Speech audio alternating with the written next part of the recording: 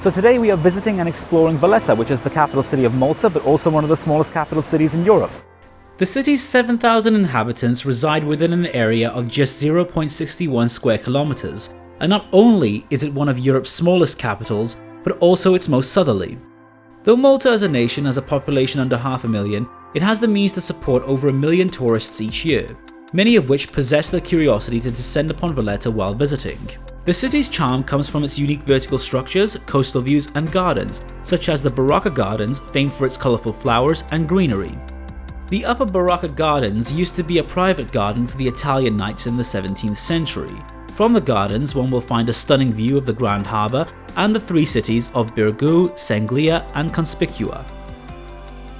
A short walking distance from the Upper Baraka Gardens stands the aptly named Lower Baraka Gardens, which offers another viewpoint to the Grand Harbour, but also more flowers and fountains within a complex surrounded by yet more interesting edifices. As probably expected, the Baraka Gardens are typically most beautiful during the spring and summer seasons, when the flora is in full bloom. So something that you find abundantly scattered in and around the city of Valletta are relics of the old colonial period, but also reminders that this place was also in the middle of several wars. Between 1814 and 1964, Malta was part of the British Empire, and was therefore an important post for the British troops in the two world wars of the early 20th century. But it wasn't just in recent history where Malta was considered a strategically important geographical and geopolitical territory by those who reigned over it. This concept of Malta goes all the way back to antiquity, when the islands were occupied by the Phoenicians, Greeks, Romans, and then later the Byzantines and Arabs. And so it's fair to say that the islands have witnessed their fair share of conflict over the years. However, in more recent years, the islands have enjoyed relative peace, stability, neutrality, and their own unique identity and place within the international community. Today, Malta is an independent parliamentary republic and a full member of the European Union and the Eurozone, and while Maltese is their national and official language, so too remains English.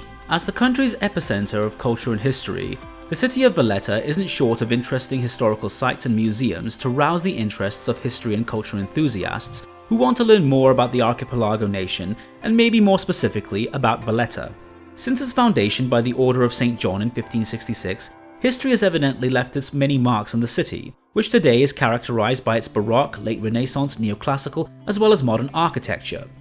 So we're now walking across the promenade between Sliema and Padreville, and along the way you'll find not only many clubs and snack bars, but also during the summer months, as we can see right now, an opportunity for people to actually go on the beach and take a dive in the sea. Not surprising, the promenade between Selima and Paceville is one of the most active in Malta. If tourists and locals are not strolling along the promenade, sunbathing on the beach, or enjoying the sea, they would likely be visiting one of Salima's modern malls, cafes, or restaurants, the latter group offering everything from local dishes to exotic cuisines. Younger crowds often gravitate to Selima during the daylight and then head over to Paceville in the evening, which incidentally is Malta's hub for nightlife. If you enjoyed this video, please click the like button and subscribe to our channel.